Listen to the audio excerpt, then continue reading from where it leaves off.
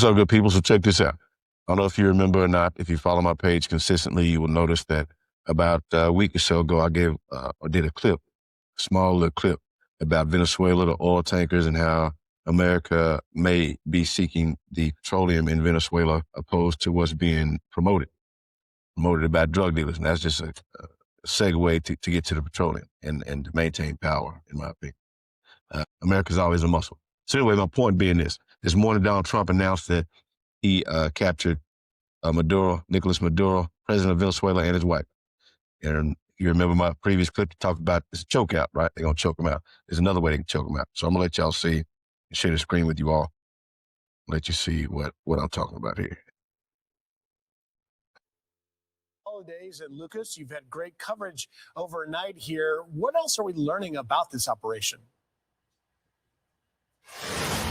Well, good morning, Griffin. A daring operation in the pre-dawn hours and 2 a.m. local in Caracas, 1 a.m. East Coast time. U.S. Special Operations Forces flew in from off the coast of Venezuela to snatch Venezuelan leader Nicolas Maduro and his wife. President Trump announcing the news on Truth Social a short time ago. I'll read it for our viewers.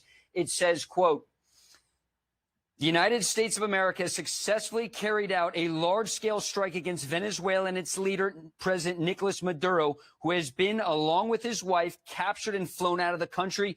This operation was done in conjunction with U.S. law enforcement. Details to follow. There will be a news conference today at 11 a.m. at Mar-a-Lago. Thank you for your attention to this matter, President Donald J. Trump." And just before the assault force arrived at Maduro's compound, you can imagine the intelligence that U.S. intelligence agency had to have to know where to send the assault force to be able to locate and grab Maduro as well as his wife. You had numerous airstrikes throughout Caracas targeting Maduro's forces at a military base in Caracas as well as an air base, also Venezuela's largest port. And this is something President Trump has been threatening for months. It started with the drone strikes on the alleged drug boats in the Caribbean and the Eastern Pacific, over 24 to date, killing over 100 people. You saw it when U.S. forces seized, as a law enforcement matter, the oil tankers that the Trump administration said were associated with the Maduro regime. The goal is to cut off the drug and oil revenue stream for Nicolas Maduro. And for months, we've heard President Trump say that Maduro must go. And Maduro was very defiant. Despite repeated threats from President Trump, over 15 times, President Trump said he will be striking on land. Recall on Monday, we heard the president confirming that the CIA struck a target along the coast of Venezuela, destroying some of Maduro's drug boats. And again, this has been something that is not quite unprecedented. We saw in 1989 with the seizure of Manuel Noriega from Panama. This is something that the president wanted. We had not heard from President Trump, almost shades of Operation Midnight Hammer when those B-2s struck Iran. We haven't seen President Trump over the past 2 days. We heard from him on New Year's Eve. It was interesting. A reporter asked the president what his goal was for this coming year. He replied, peace.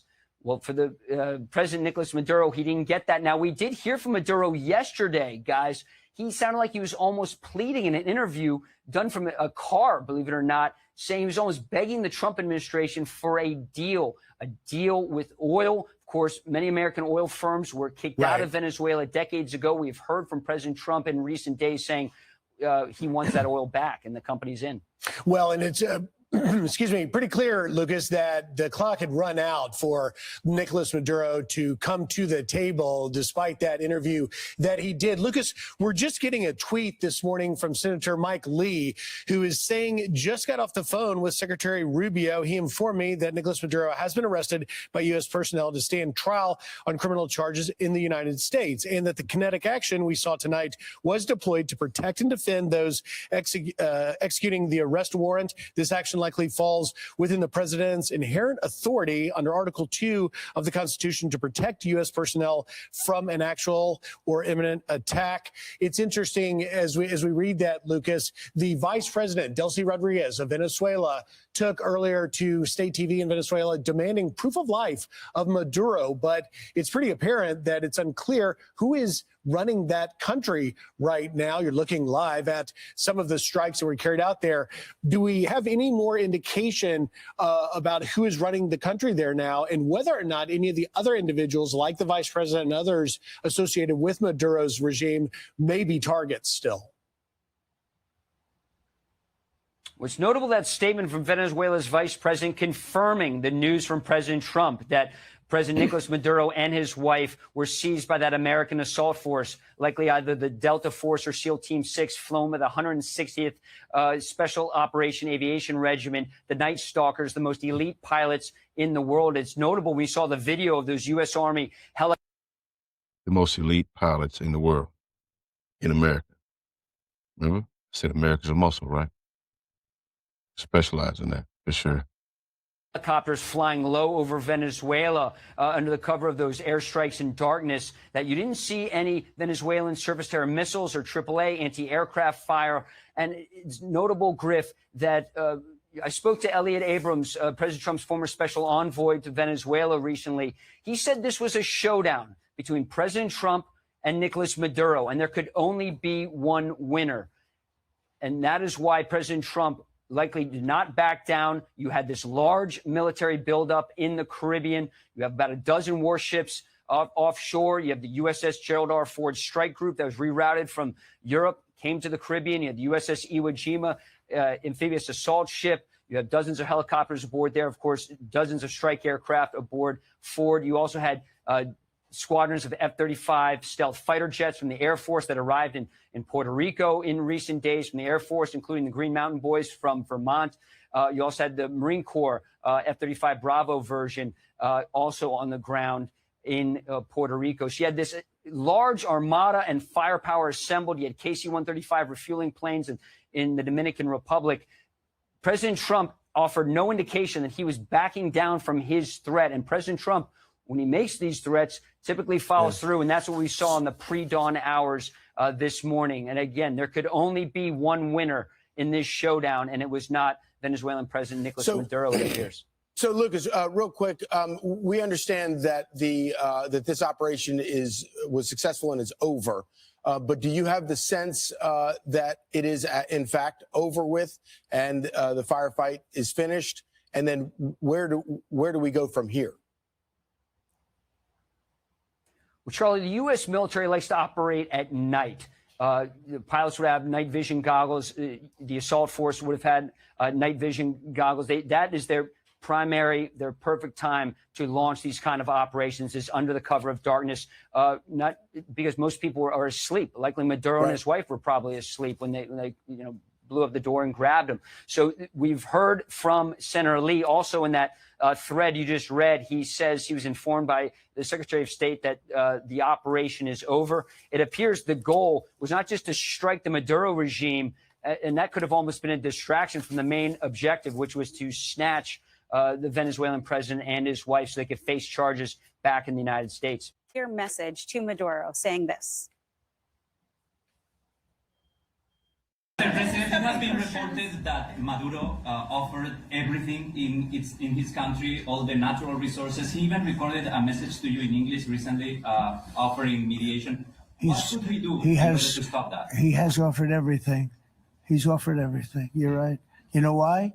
Because he doesn't want around with the United States. Hear that?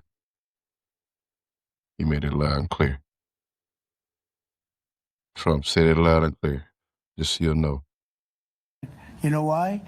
Because he doesn't want around with the United States. Yeah, the president didn't mince words, Lucas. This is obviously a signature moment for President Trump and his administration, another precise, swift, and seemingly effective military operation. What do you think we can expect to see from the international community in response? Well, allies of the United States are going to be on the side of the United States, and America's adversaries are going to come down pretty strong on this. And when you read the statement from Senator Lee talking about Article 2 and the president's authority to carry out this operation, likely probably getting a jump on some of the criticism that the president might be facing with Democrats on Capitol Hill. So perhaps a little cover there from Senator Lee. So adversaries of the United States and, of course, Maduro's allies, Russia, China, and Iran, are going to come down very strongly on this operation. And let's not forget that in early December, War Secretary Pete Hegseth outlined America's new national security strategy. Part of it was bringing back what he called the Monroe Doctrine, taking control of the Western Hemisphere. There are officials in the Trump administration, including Secretary Rubio, that want to decrease the influence of China, Russia, and Iran. Of course, we've seen Hezbollah operatives set up shop in Venezuela in the past. This was all the reason that President Trump wanted a change in Venezuela. I'm Steve Doocy. Absolutely. Absolutely. Now, if you're familiar, you can dial back a little bit. Some people may or may not remember Muammar Gaddafi, leader of Libya, only independent country in the world at that time. He was deleted. Saddam Hussein, deleted. Bin Laden, deleted. Not really. Maybe. It's classified. In the 1970s, America, Russia, and USSR at the time made a deal with the devil, and that was through OPEC. And all the petroleum had to be purchased with American dollar. And all the money was transferred at the towers, Twin Towers. So it would go from one place to the other. It would transfer bank accounts, but it never really leave the building. So that's part of the reason why they were struck. Twin Towers were struck. So a little quick lesson in history there.